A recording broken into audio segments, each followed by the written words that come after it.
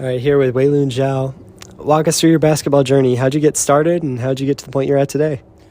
My family was always in contact with basketball. So my father used to play when he was in university in China, and then my brother also played basketball. And as he was 8 years older than me, so since I was born, I was always courtside watching him practice and play. So I was always exposed to basketball. So it was a natural thing for me to continue that and play basketball. So, and then I started playing in an actual team at the age of 5. Mm-hmm. That's the earliest you can play in Italy, at least at that time, because now it's a little different. But I started playing in the club Varese, which is the city I grew up in, because we moved there when I was 5, and until I moved here, I was always there. So. And I played in that club for 13 years, so yeah. Yeah, and you got to, play in Series A at 16 years old, correct? Mm-hmm. That's, if I remember properly, that's the youngest player in Series A, correct?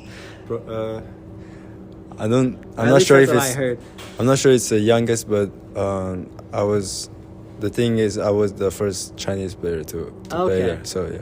Gotcha. So even though getting that experience at a young age, how did that how that helped shape your development as a player and as a person?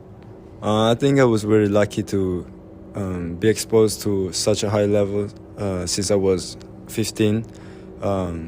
Since that age, I always practiced with the first team, and so that gave me a chance to play with the best and play with players that are playing the highest level in Europe. So especially this last year, I got a chance to, play more in practice mostly, and I was guarding guys like Nico Mannion, so it was a great learning experience, and just learning also how the environment in professional leagues work. So definitely, and now here at OTE, what went into this decision coming here?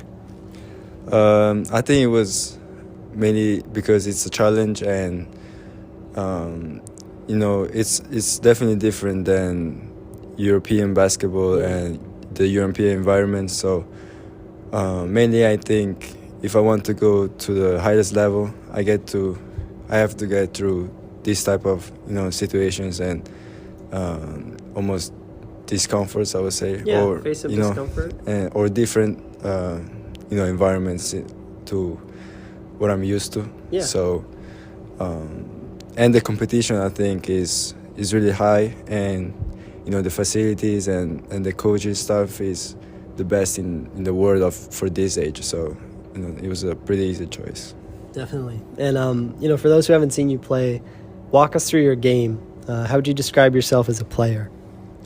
One of my main goals is to win. So as long as the team plays good, that as a point guard, that's one of my main I would say responsibilities. So I would say making the teammates better, and as I don't have the most of that size, I would say, for basketball, so I have to cover that also on defense and and making plays on offense. So definitely. And where are you looking to improve here at OTE this year? As I said, on defense, because if I can play defense, I can stay on the court. Right. And pretty much on all aspects. So physically, we're working with HPD staff, and it's great. Even technically and mentally. So it's overall improvement I'm looking for. So yeah, we'll see if it happens. Definitely. And let's talk off court real quick. How would you describe your personality? I'm not the most extrovert man on the team, but just I would say, I don't know, a good guy. Good guy? Okay.